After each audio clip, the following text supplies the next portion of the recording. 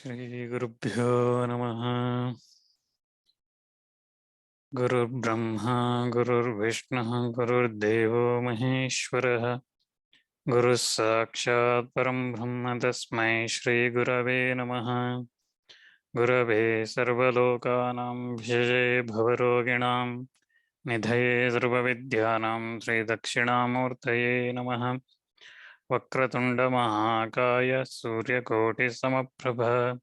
Nirvignam Guru Me Deva Sarvakaryeshu Sarvada. Gajananam Bhutaganasevitam Kapittajambho Balasarabhakshitam Umasudam Shokavinashakaranam Namami Vigneshwara Pankajam Shuklam Bharadaram Vishnam Shishivardam Chaturbhujam Prasannavadanam Dhyaye Sarvavignohopashande Vyasam Ashishtanaptaram Shakte Pauttaramakalmasham Parasharatmajam Vande Shukadatam Taponidhim Vyasaya Vishnurupaya Vyasarupaya Vishnave Namo Vai Brahmanidaye Vasishtaya Namo Namaha. Narayanam Namaskritya Naram Chaiva Narottamam Devim Saraswatim Chaiva Tato Jayamudiraye. Gurubhyo Namaha. Namaste everyone.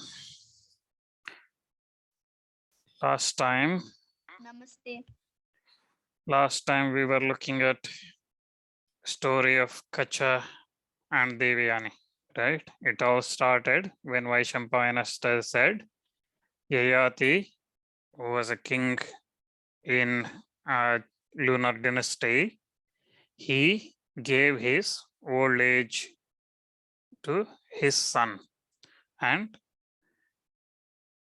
Janamejaya asked, why did he give? Tell us more about that. And then we start a story of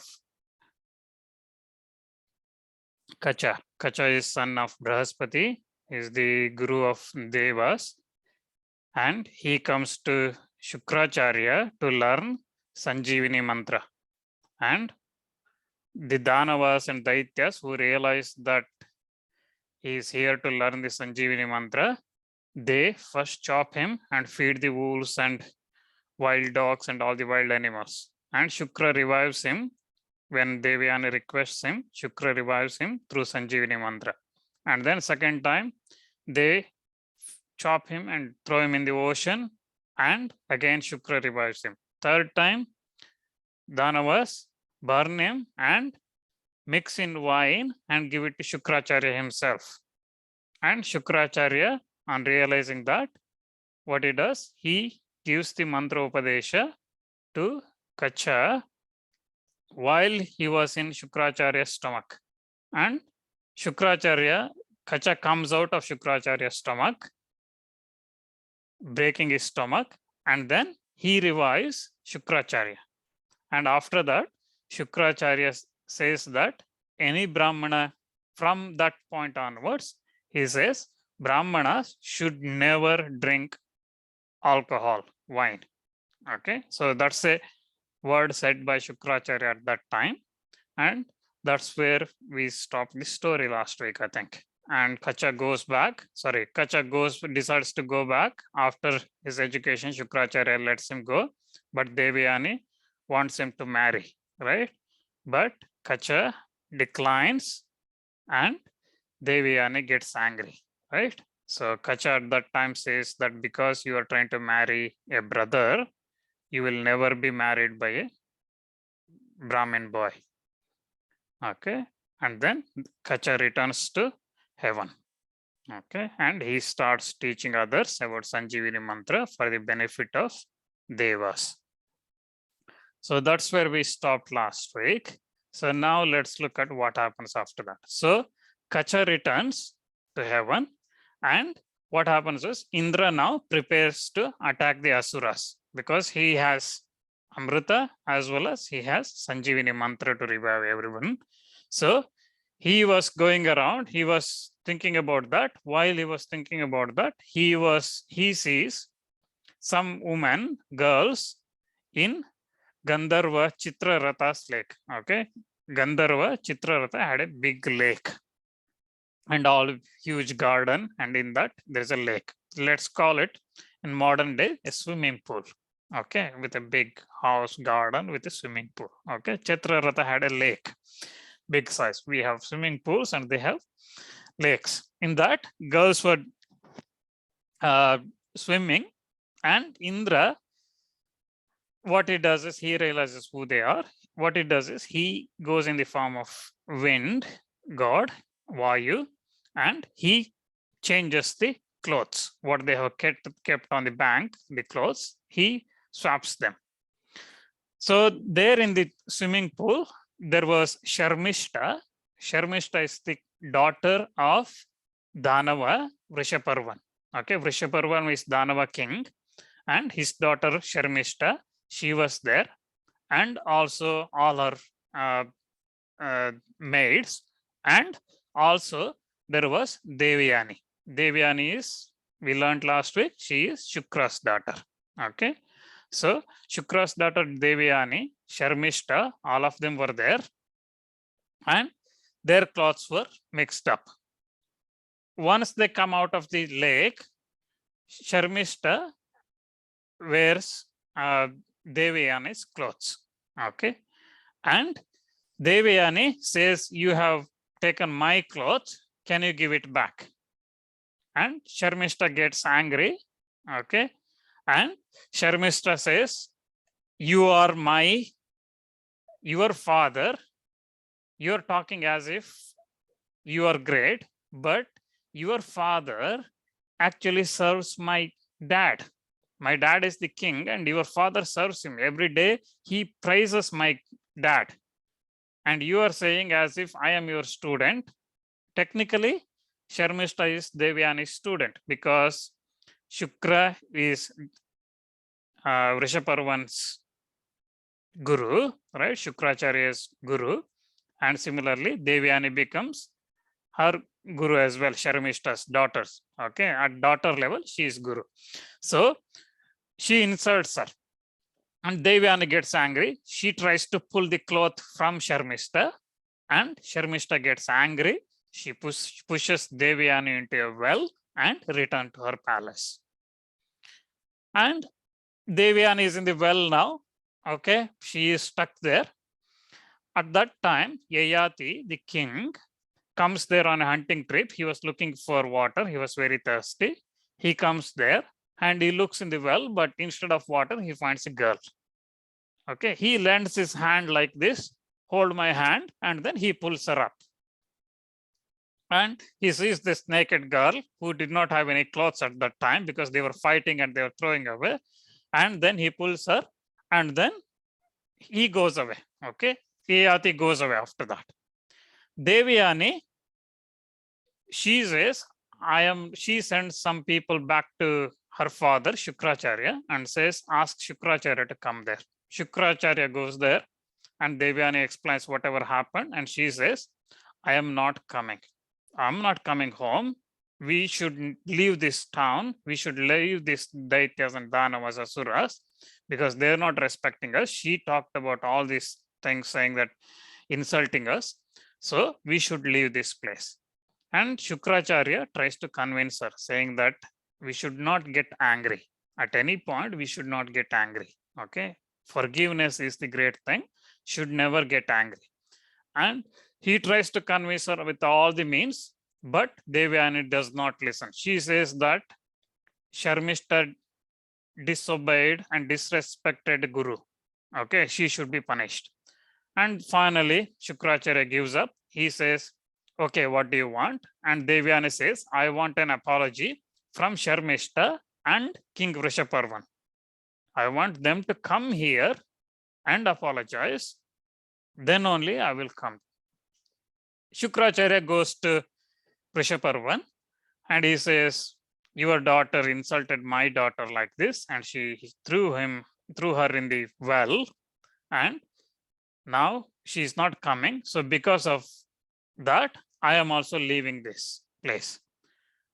So Vrishaparvan says, you can't leave, you are our guru. Tell me, what can I do? Okay, we are sorry, what can I do? And Sharmista also at that time realizes her mistake. She also comes and says, I'm very sorry, in anger I did something silly, I should not have done it. Okay, tell me what can I do? And Shukracharya says, Devayani says she will come only if you two apologize to her. And they both go. Okay, they both go to Devayani. At that time, Devayani says, Sharmista, because she did mistake, she should become my maid. Along with another 1,000 maids, she should become one of them and she should serve me all her life. And Sharmista says, because she realizes her mistake, she agrees to that condition. Okay. So what happens here is Devayani becomes the boss. Sharmista becomes her maid, serving her all her life, committing to serve her all her life, along with another 1,000 maids. Okay. So that's the first part of the story. So now we have a first part of the story. So just let's look at here a couple of things. What Shukracharya says. Okay, I said Shukracharya tried to convince. Okay, so Shukracharya says that controlling the anger is the greatest thing. Okay, one should never become angry. Okay, always one should calmly control the anger. Okay, if we get anger, you should always become angry. You should always try to control it. And then he also says forgiveness is the greatest thing. Okay, we should always try to forgive. If someone does some harm to us, we should always try to forgive.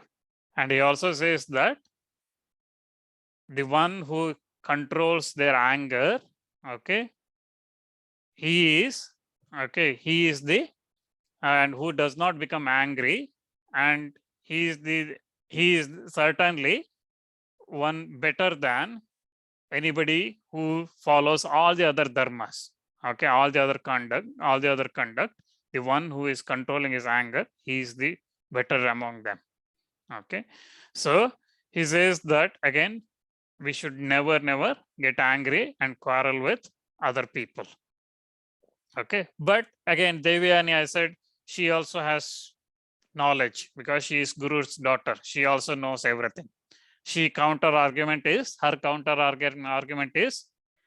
if a student behaves disrespectfully, he should never be forgiven. Okay. So Guru's insult should never be forgiven. That's also true. Okay. Whatever Devayani says, that's also true. But she is very jealous of Sharmista. Okay. That's the only problem with her. And we will see what happens because of that. Okay. So that's what happens. Then the next continuous story like this. Now Sharmista is Devayani's maid and she is serving whatever she's doing, whatever Devayani is saying. Like this, they live for quite a long time. And after some time, they decide to go back to the same lake, okay, where they were previously, the forest where they were enjoying. They decide to go there. And there, Devayani meets Yayati once again. Okay, and they introduce. Yayati says, I am king. Yayati, I am the ruler of the entire world. And she says, Devayani says, I am the daughter of Daitya's Guru Shukracharya.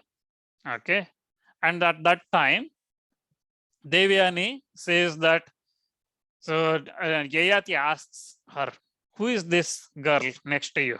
Okay, pointing at Sharmista. And Devayani says, oh, this girl, she is my maid. She is the daughter of King Rishabharman, but she is my maid. She actually tries to insult Sharmista at that time. And Devayani at that time realizes that she can't marry a Brahman boy because Kacha has told her that, cursed her, that she will never be married to a Brahmin boy. So she thinks that Yayati is a good person and she could marry him. So she tries to convince him, okay, that they should get married. But Yayati says that he can't marry her because she is a Brahmin girl. Okay, so Yayati is a Kshatriya. Kshatriya cannot marry a Brahmin girl. Okay, so he says he cannot marry her. And Yayati, so Devayani tries to convince him. Okay, she tries to convince him by her own arguments that Brahmana, even though it is superior, okay, he can be, if agreed, can be married. But Yayati says that among Brahmana, Kshatriya, Vaishya, Shudra, one should never do anything that's not agreeable to Brahmana. Okay, because Brahmana, if he becomes angry, he should be worse than a blazing fire. Okay, he will destroy not just what's in front of him, but entire generation he can destroy through his curse. Okay, so that's why you should never anger Brahmana. But Devayani insists. She says that you held my hand previously. You remember when she was in the well, he took her up, okay, giving a hand. And she uses that as an excuse. You already took my hand. You can't say no to me now. Okay. But Yayati says, still I can't. And then Devayani brings her father again to that picture. Okay. She sends somebody and Shukracharya comes there and Yayati worships him. And then Devayani says that I want to marry Yayati. And then Yayati says, if I marry, I'll be marrying a Brahmin girl, so I should not do that. But at that time, Shukracharya says he will absolve all the sins from marrying a Brahmin girl in this instance, this particular instance. Okay.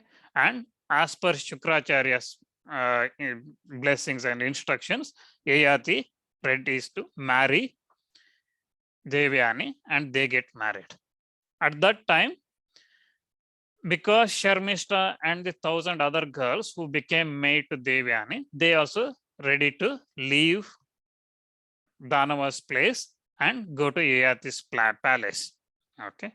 So when they were ready to go, Shukracharya says, this is Sharmista, King Rishaparvan's daughter. Even though she is maid, you should take care of her. But you should never look at her as your wife. Okay, Shukracharya gives that instruction. You should take care of her. You should fulfill whatever she asks and make sure she is okay, but never look at her as your wife. And Yayati agrees to that and he takes them. Okay, he goes to his palace with Devayani and Sharmista and the 1,000 maids. Okay, they go there. Once they reach, Yayati again provides an apartment to Devayani close to his apartment, and also he constructs a new mansion for Sharmista in the woods. Okay, in this little bit away from their place near the forest. There was a lot of wood, and there he constructs a mansion for Sharmista and makes every arrangement for her. Okay, whether the food, garments, whatever she needs, he makes all the arrangements so that she is comfortable. And through the marriage, after some time, Devayani gives birth to a son, and Sharmista looks at that. She thinks she also should marry somebody and have children. Okay. But her problem is she is committed to serving Devayani all her life. Okay, she can't go somewhere else. And while she was thinking that, Yayati comes there and she says, marry me. Sharmista says, marry me. This guy Yayati says, no, I can't, because I have promised to Shukra that I will never look you as a wife. But Sharmista again says that I can't go anywhere else. I can't go anywhere else. I have to stay here. And you are my friend's husband and you can marry me. There is no other reason than the promise you made. But because I am asking, you can marry me. And then Yayati also thinks about this and then says, okay, because she has no other option, he marries her. And Sharmista also gives birth to a son. After marriage, she also gives birth to a son. Now Devayani is suspicious. This girl never married. How did she get a son? Okay. And then she starts asking. What Sharmista says is, I got this son through a rishi. Rishi blessed me and I have this son. Okay. So Devayani then says, okay, if you have this son through the rishi, then it is okay. And over time, they all Devayani gives birth to another son, and Sharmista gives to 2 more. So total 3 children to Sharmista and 2 to Devayani. So Devayani's sons are called Yadu and Turvasu, and Sharmista's sons are called Drahyu, Anu, and Puru. Okay. So there are 3 children in the woods with Sharmista, 2 with Devayani in the palace. Okay. Yayati has 5 children. So one day, Devayani was with Yayati. They are going on a walk, evening time, and they see these 3 children of Sharmista playing there. And she recognizes the first one, and she cheekily asks that boy, "Who is your dad?" And that boy just points finger at Yayati standing next to her. So Yayati is in trouble. He never told Devayani that he married Sharmista as well. And Devayani becomes very angry. She becomes angry and jealousy. She runs immediately to her father, Shukracharya, and says, "My husband broke the promise. He married Sharmista, and worst is, I have only 2 children, but she has 3 children." Okay. So she gets very jealous, and then she complains to Shukracharya. Shukracharya immediately, because he thinks Yayati broke the promise, and he immediately curses the Yayati for disobeying his words, that he will be paralyzed with invisible decrepitude. So what does mean is he will be very frail. He will be having a body which behaves, has a strength and everything like an old man. Okay, but he still looks young, but he can't sleep, he can't eat much, he can't do a lot of exercise or anything. He's very weak. So he becomes like that. So Yayati is cursed now. What happens? Devayani blamed her husband. She was hoping that Sharmista will get the punishment, but instead Yayati got the punishment. Her husband got punishment. Okay. So now Devayani, so Yayati, but tries to explain to Shukracharya. Okay. Yayati tries to explain to Shukracharya that he did not marry Sharmista on his own, but Sharmista came to him and she had no other option. And he also explains what is dharma, what are the sins. He says that if a maiden girl comes to him, and right girl comes there and she wishes to marry and have children with him, he can't say no. So he explains him, and Shukracharya agrees to him, whatever he says, and says that the curse has already been pronounced. So only thing he can do is way out of it. Okay. So the way out of it is Yayati can transfer that curse to somebody else for 1,000 years if he wants. Okay. So, and whenever he want to transfer, he just need to think about Shukracharya and transfer that curse. So Yayati returns to palace. After that, he calls his sons one after another. He calls Yadu, and he tells Yadu that can you take this curse? Okay. And Yadu says, no, I can't, because old age means I can't become a king. I can't do all the things that normal people do, young kings do. So that's why I can't take your curse.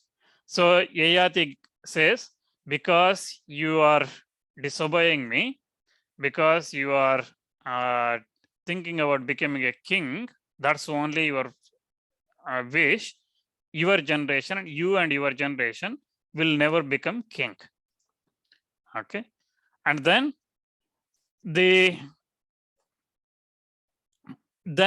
he calls his second son.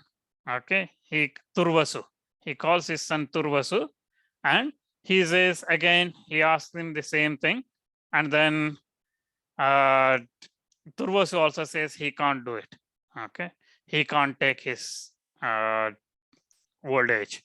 And then Yayati curses him also, that his generation will become extinct and they will become impure and inferior and meat eaters. Okay, and they are called so again Yadu's generation, they are called Yadavas, and Turvasu's generation are called Yavanas. And similarly, Drahya also rejects.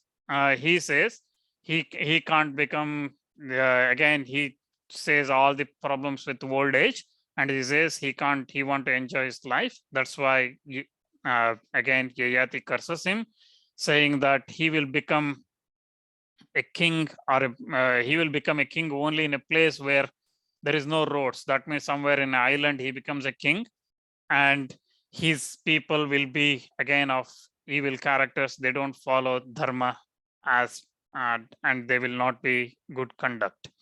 So that's why they become bojas. Their generation is called bojas. Drahyu and his generation becomes called bojas. And finally, he calls the other son called Anu, and Anu again says that he can't support, he can't take that whatever Yayati is asking, and he gets cursed that again they will die as soon as they attain youth because of fighting and other things, and they will never be able to perform the sacrifice in front of fire. Okay, that means fire sacrifice is the sacred thing, so they should never be able to. That means they will be they will not be following our dharma. Okay, and they will be called mlechas. Okay, so that's so he curses all his first 4 sons. Then he calls his 5th son called Puru, and Puru accepts it. Okay, Puru accepts it, and Puru takes his old age, and Yayati becomes remember Shukracharya, and Yayati becomes again young. Okay, and Yayati like that things lives like that for 1,000 years, and then he thinks about, okay, it is time to transfer this old age back to this youth back to Puru, and Puru take old age from Puru, his son. So Yayati goes to his son and he explains why he is handing it back. The reason he is handing it back, he says, happiness is not in what you see. I think last week somebody asked, Neha, I think, asked, what is happiness? Here is an example. Okay. So Yayati, 1,000 years he enjoys. He enjoys everything. Okay. The entire kingdom. Okay. All the sacrifices he does. And looking after all his people, everything he does, but he's not satisfied. He says that the true happiness, once our desires are never gratified by indulgence. That means enjoying something, you will never satisfied. Okay, it's like pouring ghee into a fire. That means you want something, you have something, you want more. So even if a single person becomes the owner of the earth, okay, with everything in it, still he will not be content. So that's why he says being content with something is the ultimate happiness, and one should give up the thirst. One should give up the thirst for enjoyment. That's where the true happiness is.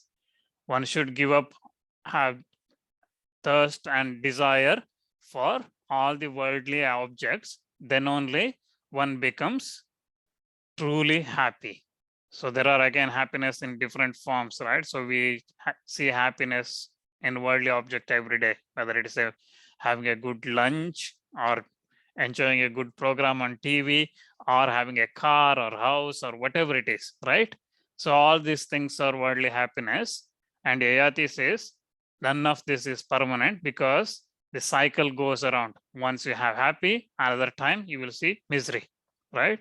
It's like a wheel going up and down. So the only thing that's never one's always happy, if you want always happiness, then Yayati says here is that one should be content with what we have and never look for more happiness or anything different. One should be content. You should always give up. So you should, for example, food, I said, have whatever you have. Don't look for something completely different or something more than what you can get. So being content is important. That's what Yayati says. And then he hands over his youth by remembering Shukracharya. He hands over that to Puru, and he blesses Puru that you become a long serving king and your generation will continue for long time. So that's why Puru generation starts. Yayati, after some time, he goes to forest and he spends time there, a lot of time. Yeah.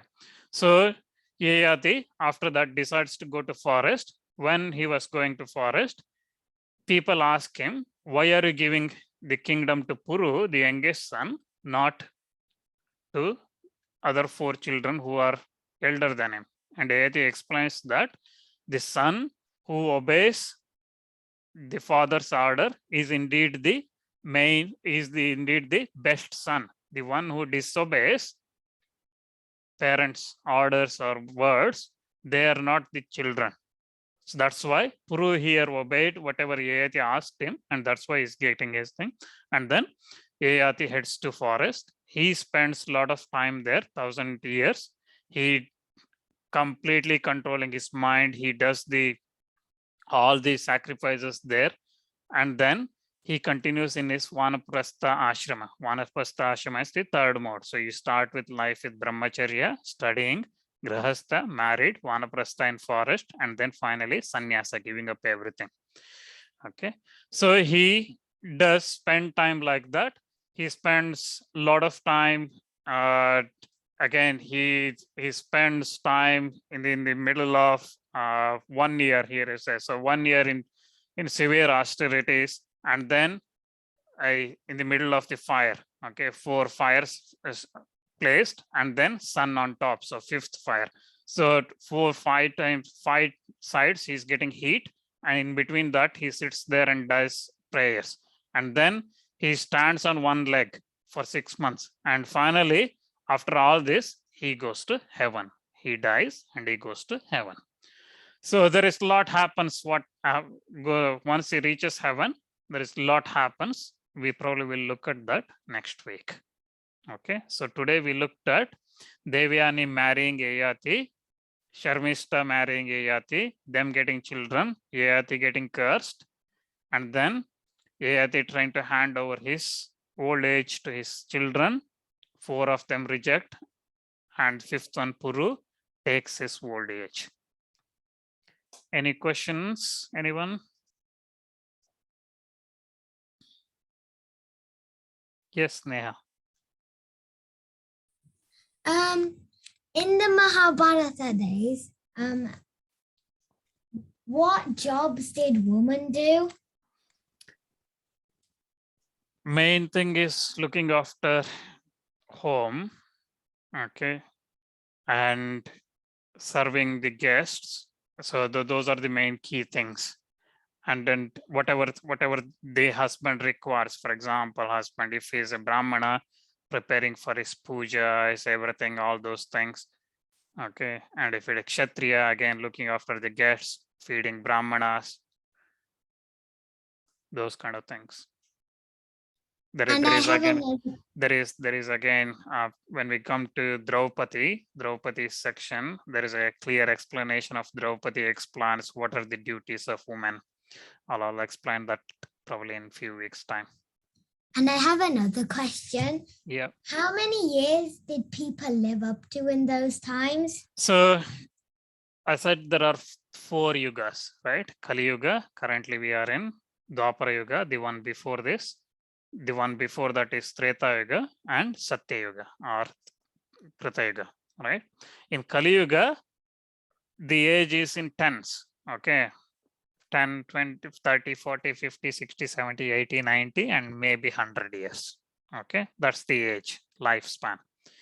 In Dwapara Yuga, it's in hundreds, okay? People used to live hundreds of years, 500, 800, 1,000, like that. In Treta Yuga, people used to live in thousands, okay, 1,000, 3,000, 5,000, like that. In Krita Yuga, people used to live tens of thousands. Okay, so they used to live 10,000, 50,000 years, 80,000 years, 100,000 years, like that. People used to live. So the age, the lifespan changes depending on which yuga we are talking about. Okay, thank you. No problem. Akila?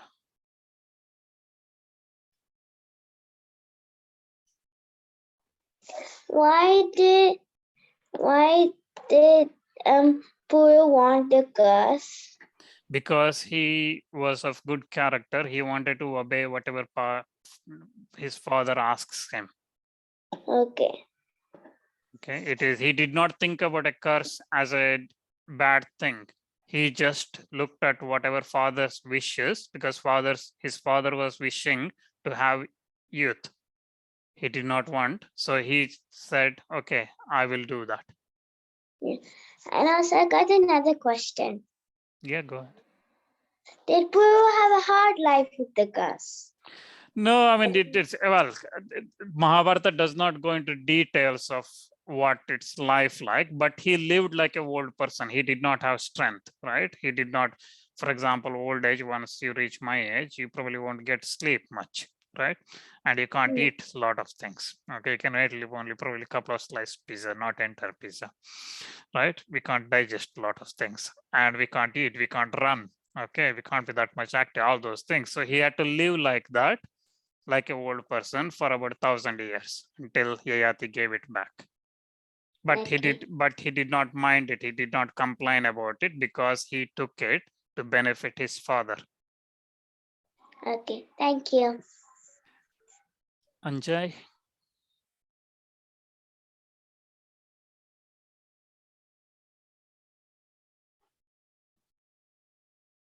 I can't hear you.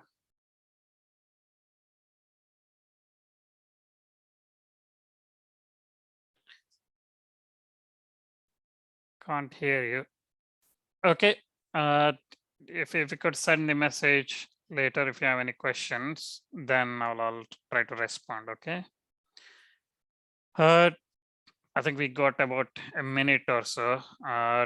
Maybe let me try what I can do.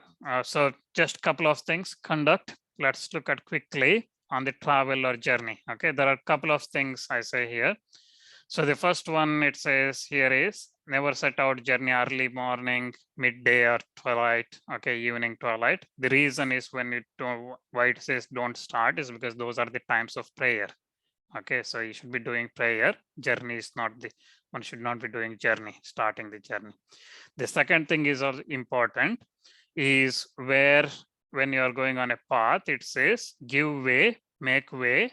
You should not block the ways of a Brahmana or a cow, king, or a old man, or somebody carrying weight, or a pregnant woman, or somebody is weak.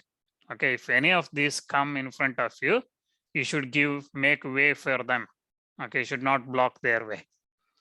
Okay, and the last one is one should always worship, do the worship every day before leaving house. Okay, unless you are leaving to see your guru or somebody in old in age or a brahmana, something like that, then only you can do. Otherwise, you should always do the pujas before you leave home. Okay, we may get cut off in next minute or so. Madhura. Can a man marry two women?